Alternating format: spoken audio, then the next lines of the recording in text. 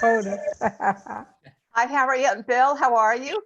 We're good. How are you? Okay, thanks. All right. Hi, I'm Lombard. Wonderful faces. I like the big iPad. Good morning, Georgia. Laura, how are you?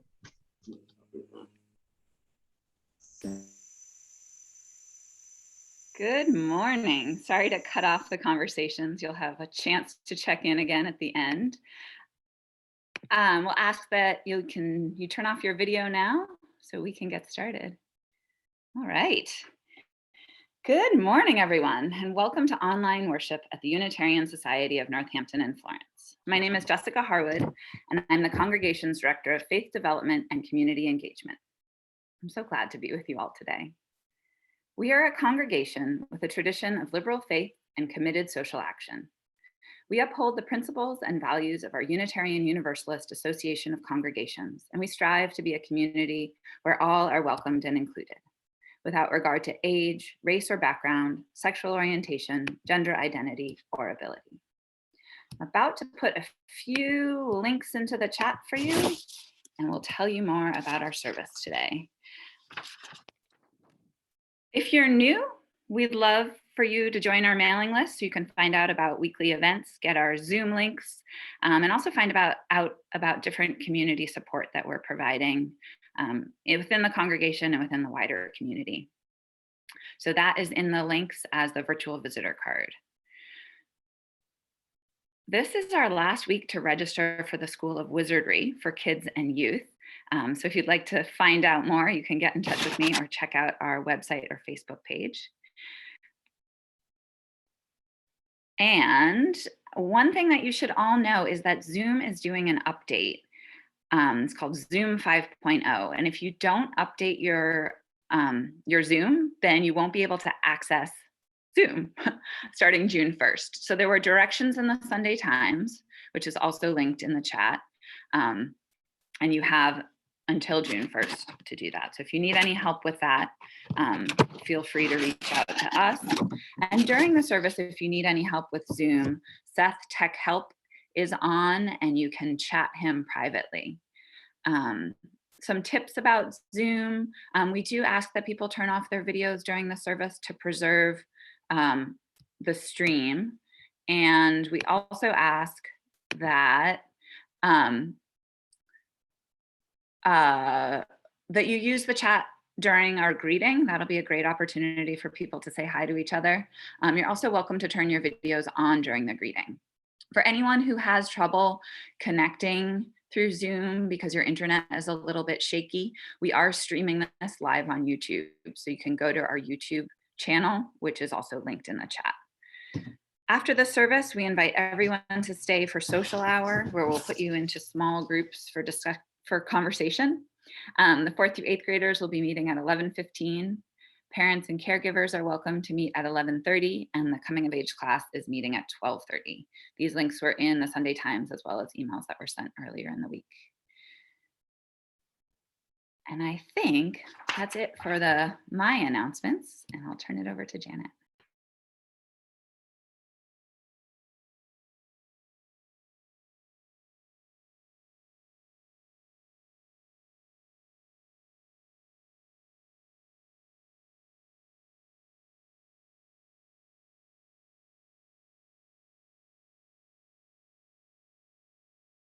Welcome back Christine Bukes and Greg Hayes, who were with us just a few weeks ago.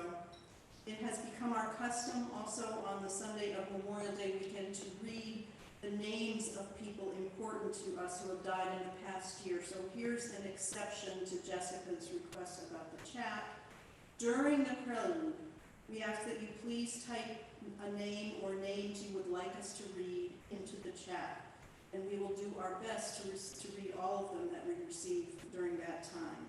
If you sent me a name ahead of time, and many of you did, there is no need. In fact, it would be helpful if you don't put your name in the chat again. If you heard back from me and you already gave us a name, we will read that name. And now we will begin our service.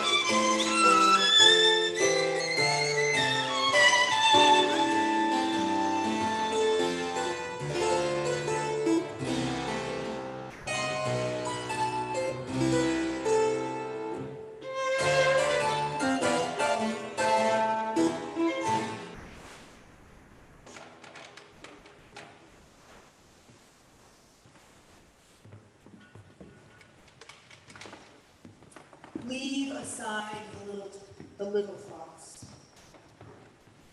Leave aside everything that is distracting you from the depth of your soul.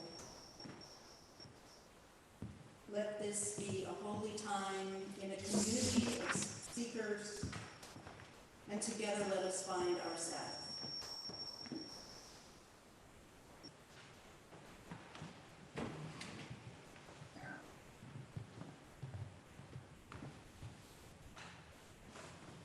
Please join me in saying the words to accompany lighting of our chalice.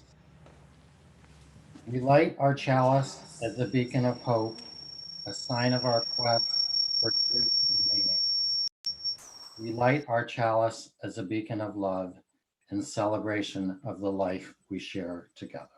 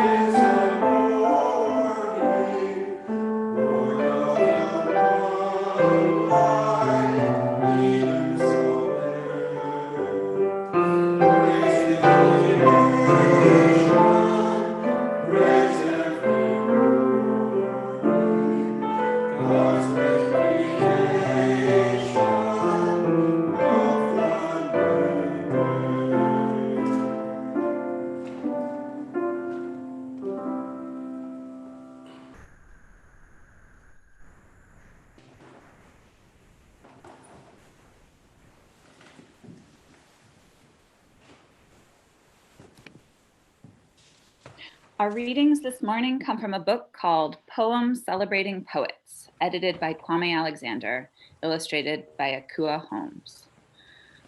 And we've heard from a few people that Janet's microphone sounds a little bit distant. So I'm just saying that now. We're working on figuring that out and fixing it. The first poem that we're going to share with you today is called Spin a Song by Marjorie Wentworth, and it's written to celebrate the poet Rumi. Walk out of your room beneath the morning sky. Let the sun enter your heart and find a way to keep it there. Make a song from the light falling through the air and dance even when you are alone. Dance if you are still sad. Dance when you are tired. Dance until your feet lift off the ground like wings. And later, when the stars are spinning in the night, put your ear to the ground and listen to the songs rising up from the earth. Everywhere you go, there is music.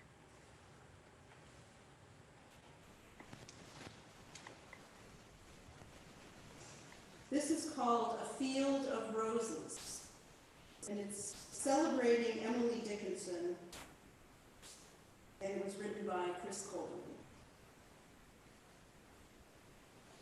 I keep an old verse in my room that says, believing in roses makes them bloom. I know enough of life's toil to say it also takes rich, fertile soil, lots of good old-fashioned care and rain to make roses blossom in air. Here's a beautiful red field rose. I'd say, the loveliest anyone knows.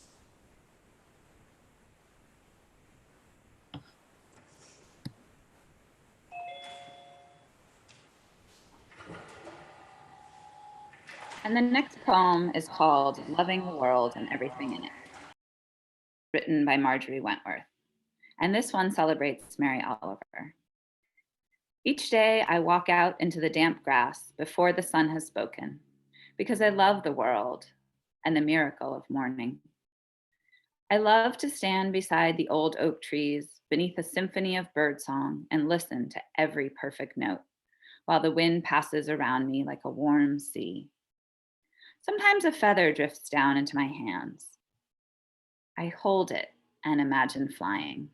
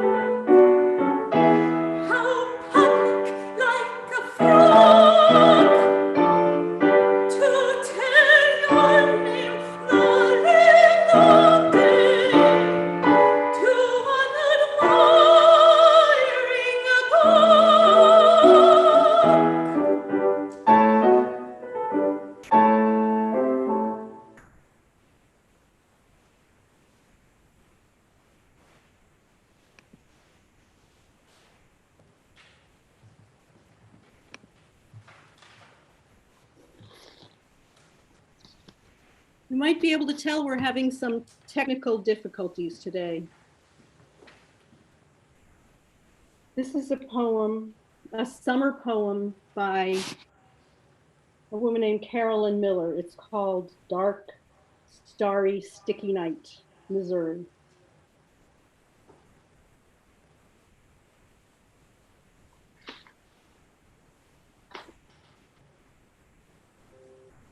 When I was a child, this is not the poem. When I was a child, summer was always a time to dream, to let things slow down. And it was the only time I was ever allowed to stay up late and look at the stars. Somehow this poem evokes that for me. It's like falling into warm molasses, a dark sweetness in which you can barely breathe. It's like being drowned in blackness, thick and moving in slow waves around you, while above you shine the steady light of stars, and around you flicker the floating, intermittent lights of lightning bugs. The smell of flowers grows even stronger on the warm tide of the night. All of summer welling into a flood of fragrance, a heavy mixture of sex and sorrow, and everywhere cicadas and crickets are rasping out their brief sentient lives. And off in the woods, a whippoorwill keeps calling that each moment is sweeter and more precious than any you will ever taste again.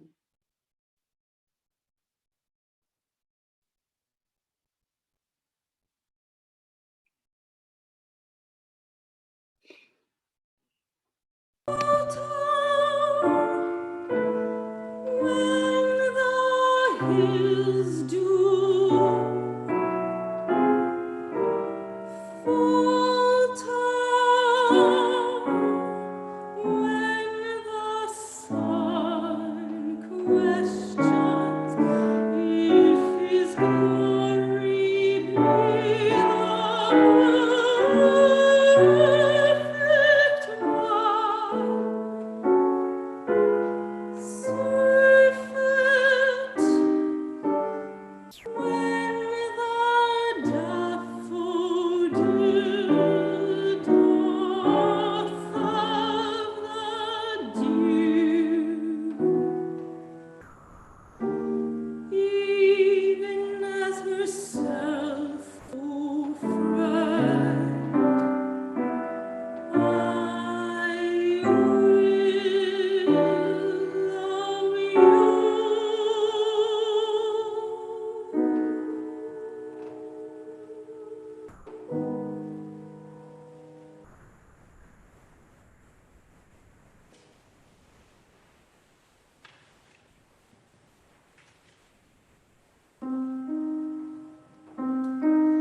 The grass so little has to do, a sphere of simple green, with only butterflies to brood and bees to entertain, and stir all day to pretty tunes.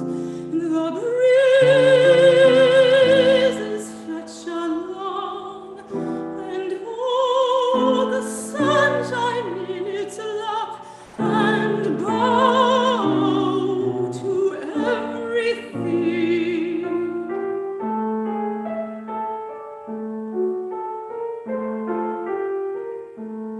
And thread the dews all night like pearls, and make itself so fine. A duchess were to come for such a noticing.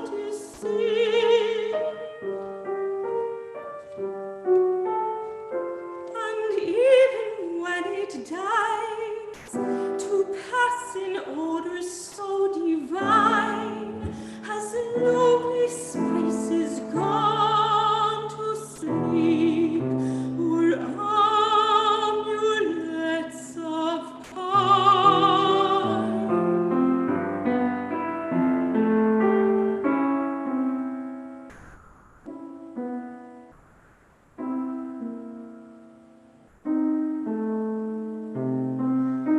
And then to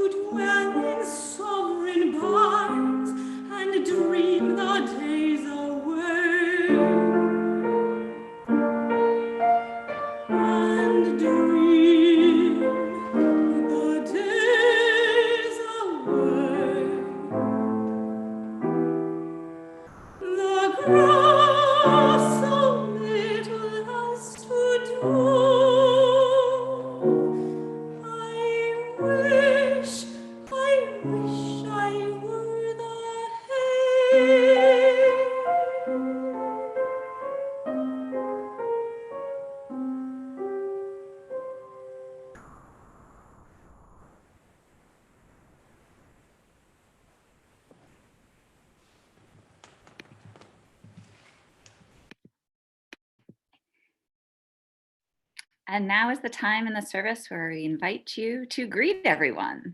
It's our community greeting. So you can type a greeting into the chat, and we are going to test Janet's microphone again. She's going to read some of them off to you. And I see many of you turning your videos on.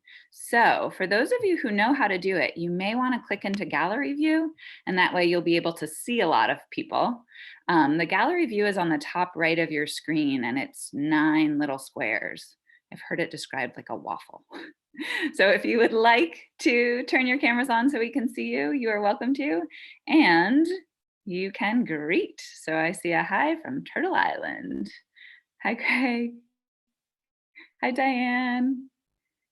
Good morning from Ginny Furinger. Mark and Martin say hello. They're visiting from Colorado and will be moving to South Hadley in July. Oh, that's very exciting. Oh, and some people, if you aren't able to turn on your video now, you can put that into the chat to me and I can work on turning yours on for you.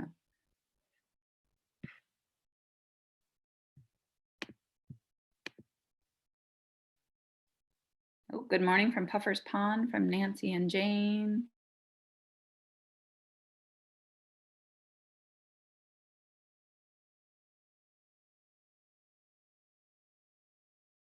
Forward to seeing everybody on Sundays.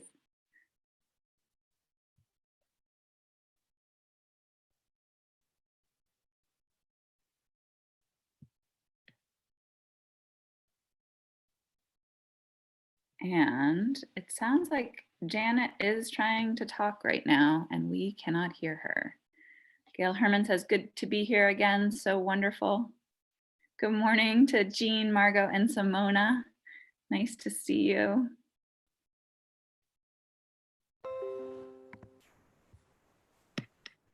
All right, here we go. Can you hear me? Yes. Now can you hear me? Hello, everybody. Joanna, is that? Everyone's frozen. I give up. I've got it coming through my speaker. Are you hearing me? Can you hear me, Dan? That's not through here? It's not any better, Janet. Thank you all for your patience and help with this. And now she's Hello, frozen. Jessica, can you hear me? I can hear her. All right, I think at this point, let's turn off videos so that we can see if we can get Janet moving and see if we can hear her. Thanks for the feedback in the chat. We may just keep switching computers around.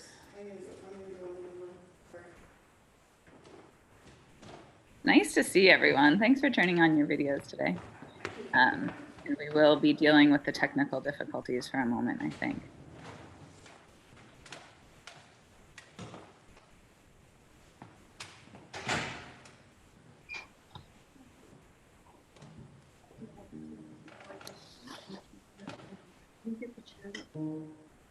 Like, okay.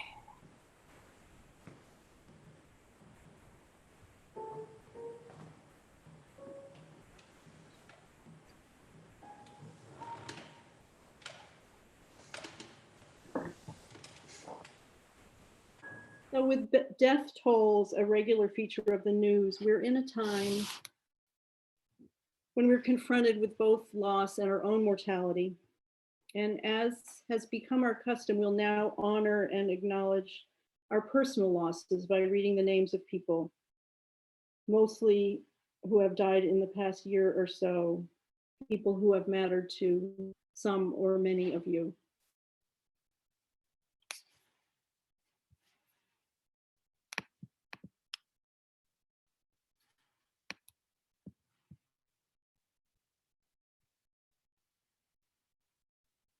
Robert Graham,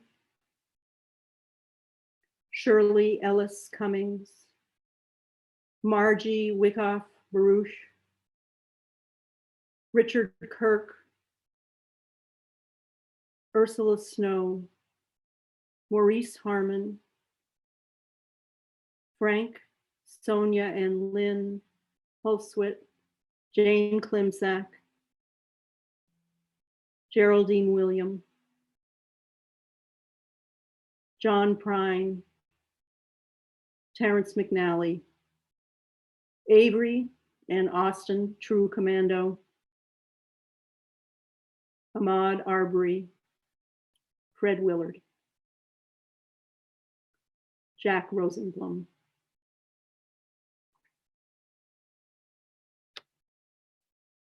Ruth Leshen, Sheila Kalisher, Rosalind Loisel, and Yasmin Talman Gobble.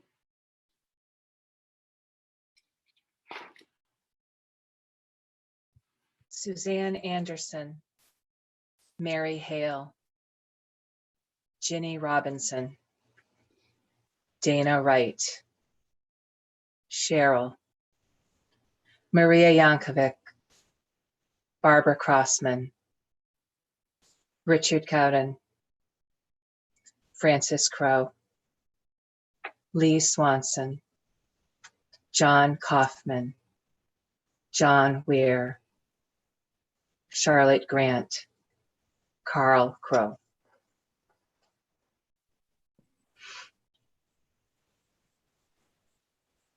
Ariel Bork, Carol Zuvers, Audrey Leaf, Tess Collins, Navaya Molina, Eleanor Fostick Downs, Estelle Boston, Joel Dansky, Roger Ames, Nick Baskowski, Helen Armstrong, Felix Mirando, Patrick Coffey, Erwin Sklar.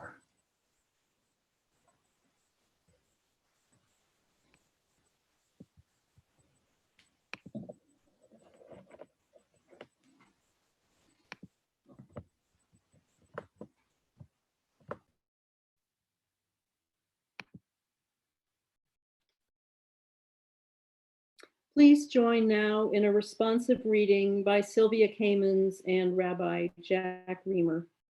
Your response is, we remember them. At the rising of the sun and at its going down, we remember them.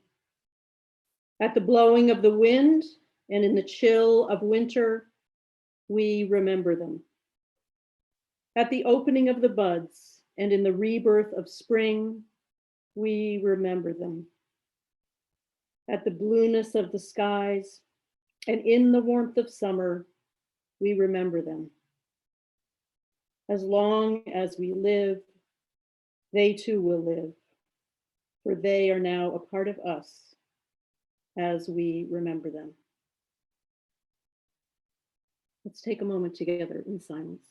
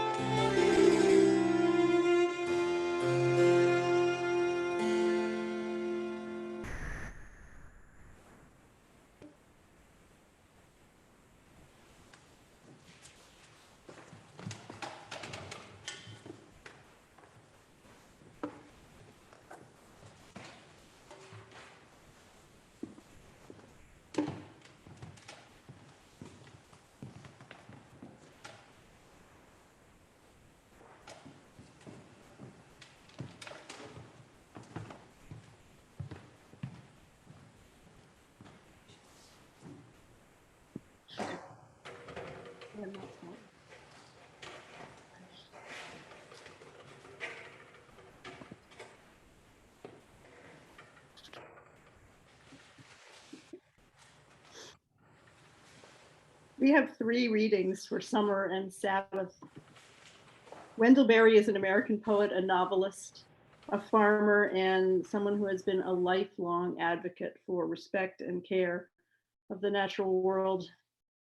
Beth Ann is going to read for us an excerpt from a poem in his Sabbath collection. It's a very extensive collection of what he calls Sabbath poems, and this one was written in 1980.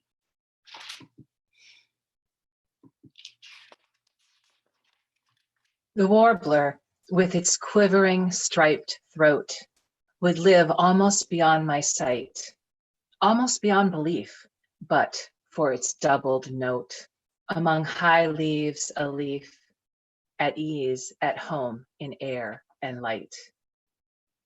And I, through woods and fields, through fallen days, am passing to where I belong, at home at ease and well, in Sabbaths of this place, almost invisible, toward which I go from song to song.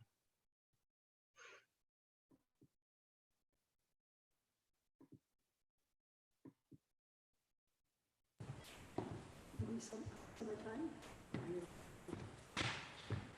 No.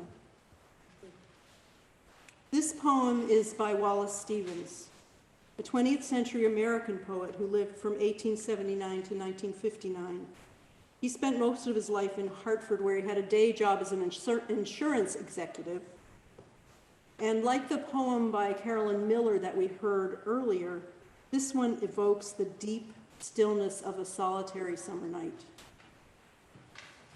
It's called "The House Was Quiet and the World Was Calm."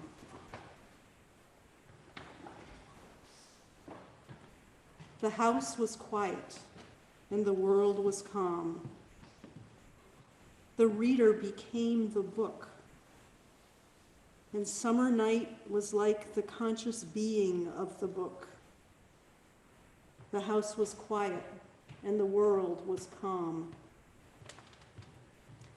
The words were spoken as if there was no book, except that the reader leaned above the page, wanted to lean, wanted much most to be the scholar to whom his book is true, to whom the summer night is like a perfection of thought.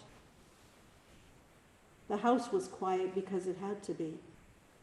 The quiet was part of the meaning, part of the mind, the access of perfection to the page, and the world was calm.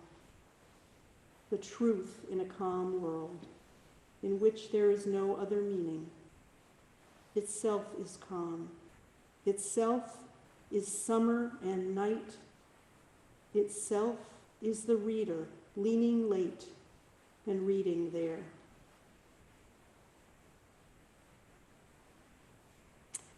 And finally, I have a ditty that I wrote many years ago. I think I shared it once in a Pioneer article years and years ago. And maybe because I have a July birthday, I always felt that I changed and grew over the summer, and in the fall I was a slightly different person when I was young. Summer's children learn and grow, summer's harvest lush and slow, sounds, sensations, smells, and sights, summer days and summer nights, ants on sidewalks and on floors, arguments that spill outdoors, blue above and waves of blue, smoke from next door's barbecue, car tire screeches, car horn blares, caterwauling critters, dew, dense air, dogs and deals and dreaming sleep, dead man's float, diving deep, everlastings, elderberries, elves in woodlands making merry, fudgesicles, flags, fireflies, look park picnics, 4th of July, games and gardens, hose and hats, ice cream cones and scooping jacks, kites and lifeguards, lemonade, mildew, nicks that need first aid, ocean breezes, water park sprays, roses, Red Sox, rainy days, sunburns, sunsets, singing stars, dirty toes, sticky tar, summer days and summer nights, sounds, sensations, smells, and sights, summer's harvest, lush and slow, summer's children learn and grow. Now, we invite you to join us in singing Summertime and then In the Good Old Summertime.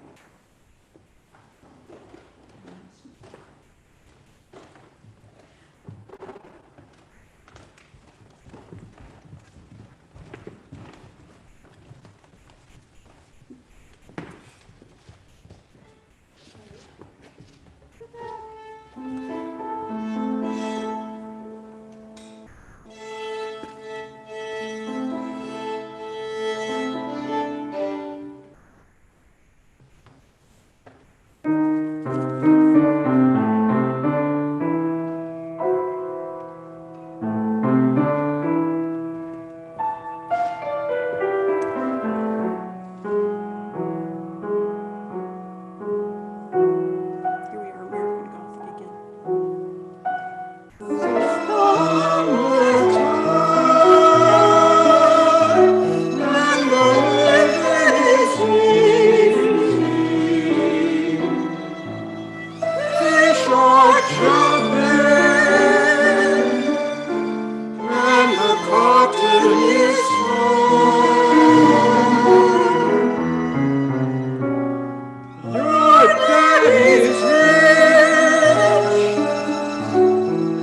Your more is good.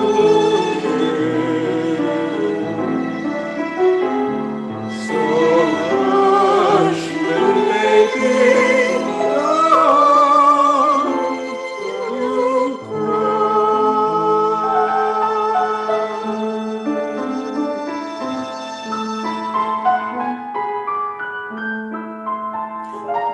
One of these mornings,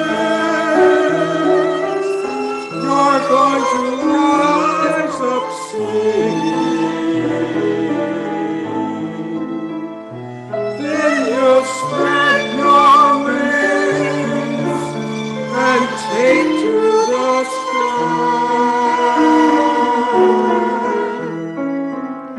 But till that morning, there's nothing can harm you. With Daddy and Mama standing by.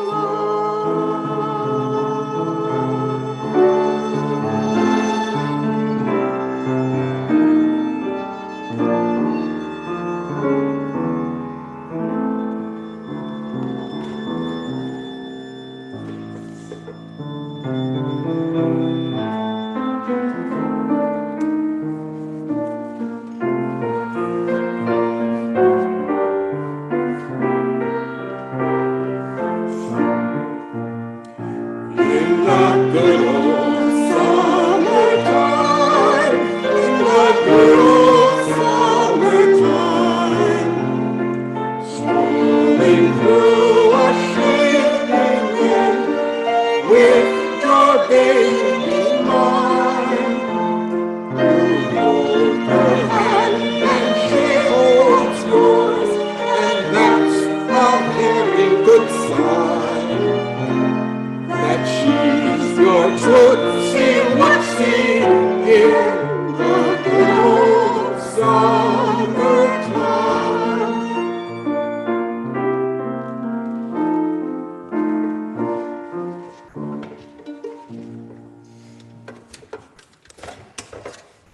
All right, never mind.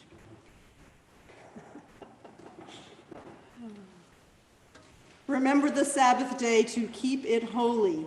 That is number 3 of the 10 commandments, the commandments that were received by Moses on Mount Sinai before history began. An ancient law that has been followed and interpreted and ignored in various ways by Christians and Jews down the ages. Jonathan Edwards, who was one of the brightest and most influential religious scholars of the American colonial period, and a Northampton native, wrote, "We are strictly to abstain from being outwardly engaged in any worldly thing, either worldly business or recreations, because, quote, the Sabbath day is an accepted time, a day of salvation, a time wherein God especially loves to be sought and loves to be found. In 1671, the Mass Bay Colony included the following in its legal charter.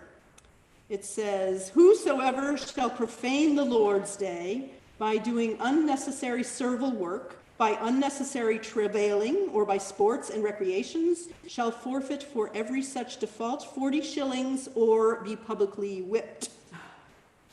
But if it clearly appear that the sin was profoundly, presumptuously, with a capital P, and with a high hand committed against the known command and authority of the blessed God, such a person shall be put to death or grievously punished at the judgment of the court." Well, I don't know if anyone was actually ever put to death under that provision. I hope not, but I'm guessing that at least a few 40-shilling fines were paid. Keeping the Sabbath holy was a pretty serious matter, and throughout the country's history, many states have had so-called blue laws prohibiting various types of activity on Sunday, and all of those laws and all of these practices had their initial justification in a strict interpretation of the Bible's third commandment. I think most of you are not at all too young to remember when Massachusetts liquor stores were closed on Sunday, except, and I had forgotten this, in more recent times, those within 10 miles of the New Hampshire or Vermont border were allowed to be open.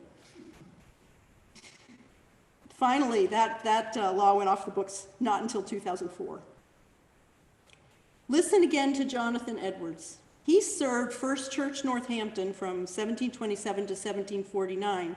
The first 2 years he was his grandfather's assistant, and the next 20 he was the lead minister. First Church, as many of you know, is our mother church, whom we left because of our unresolvable theological differences back in 1824, 1825. But we can claim Edwards, if we choose to, as one of ours. And again, he wrote, "In keeping Sabbath, we are to abstain from being outwardly engaged in any worldly thing, because the Sabbath day is an accepted time, a time wherein God especially loves to be sought and loves to be found."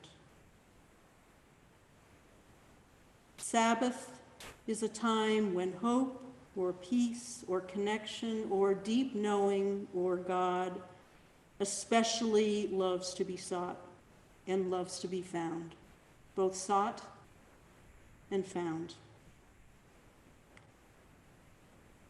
So if we set the Bible aside and we set aside what feel like foreign, ancient, and restrictive, superstitious ideas, we might ask ourselves, what can taking Sabbath mean now?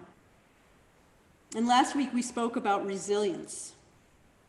Taking Sabbath can be a way of renewing our reserves of strength, hope, and determination to go on. So this is an invitation to you to consider how you're renewed, if and how you can find and take, in Edwards' words, an accepted time where hope or peace or deep knowing or solace or connection or God loves to be sought and found. And the reason this subject goes with summer, I think, at least for me, summer is the season when I am most likely to find my own Sabbath time, whether at night in the sticky heat, as Carolyn Miller wrote, or as Barry wrote, through woods and fields, passing to where I belong, at home, at ease, and well. A Sabbath of place. In the woods, in the garden, by a stream or a lake, or, for me, rarely now, by the ocean. And some of you who write or like to read deeply may resonate with that mood and images Wallace Stevens evokes in the poem, "The house was quiet and the world was calm." The calm was necessary. Necessary to becoming one with the words, with the process of reading. deep knowing, connection.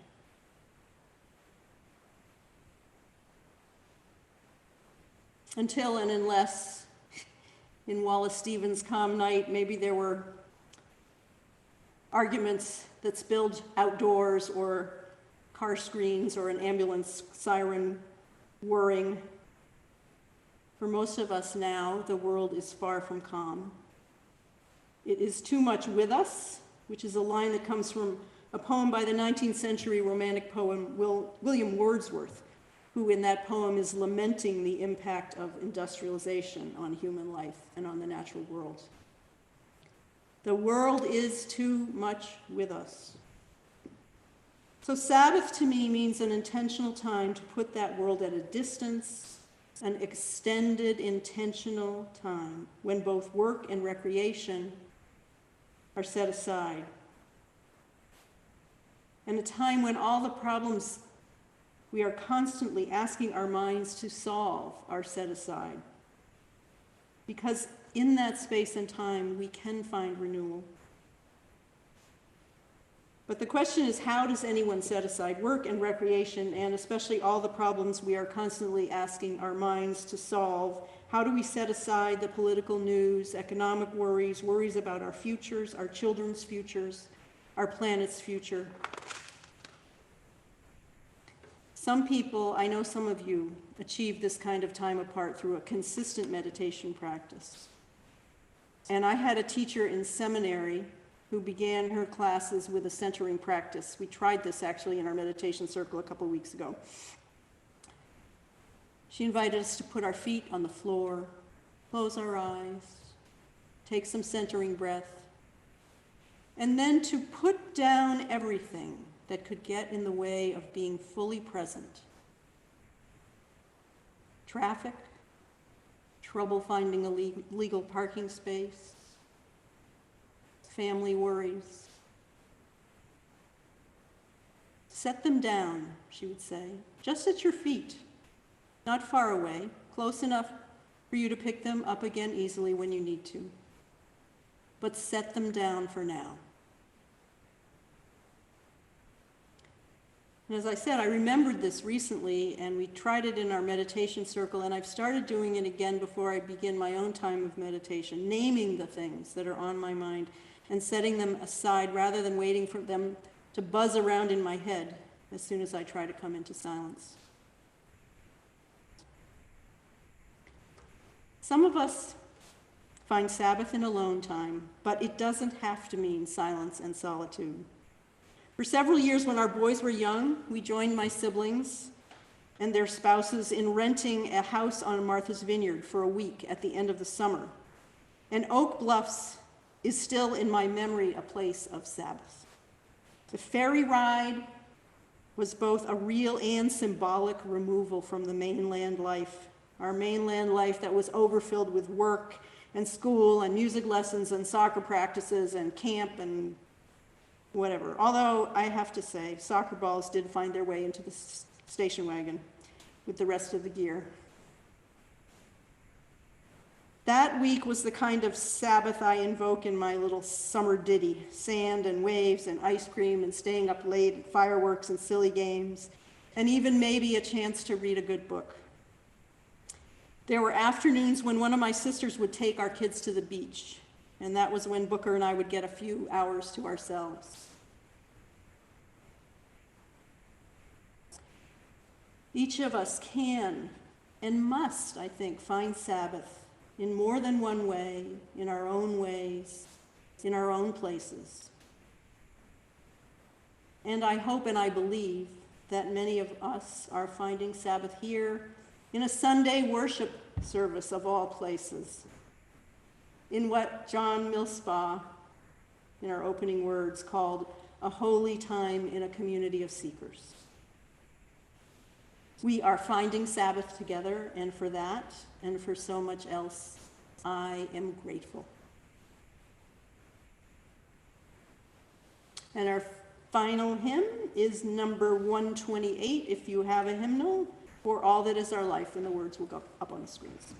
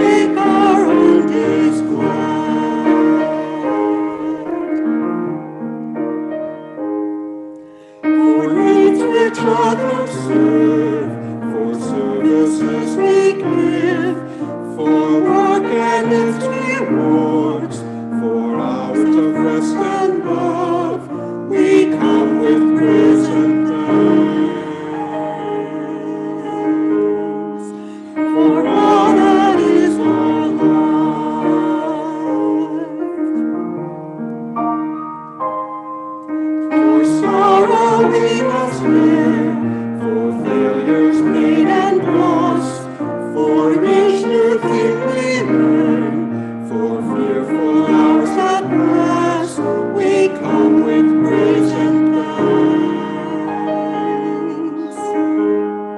For all that is our life,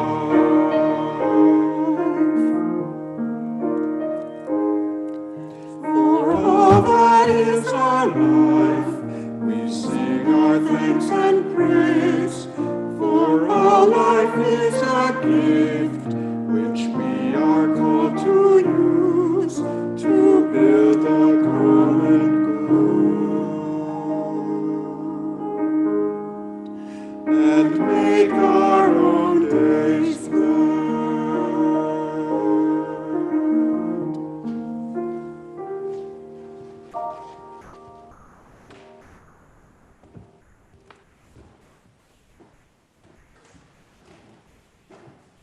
As we remember those we have loved and lost, as we seek the ways and places of Sabbath, let us remember that all life is a gift, and let us be glad.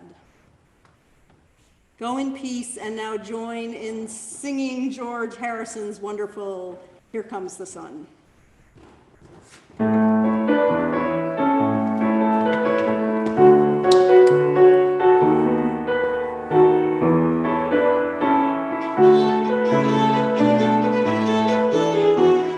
Little darling, it's been a long, cold, lonely winter. Little darling, it feels like years since it's been here. Here comes the sun, doo-doo-doo-doo. Here comes the sun, and I say, it's all right. Little darling, the smiles return into their faces.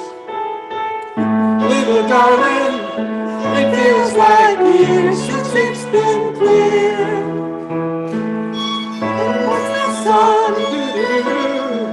Here comes the sun, and I say, it's all right.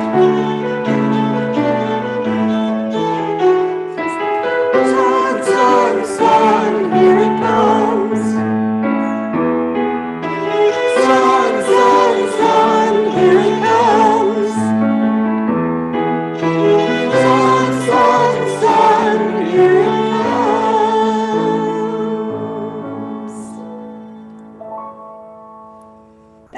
Thank you. Dana, Greg, Christine, thank you, thank you, thank you.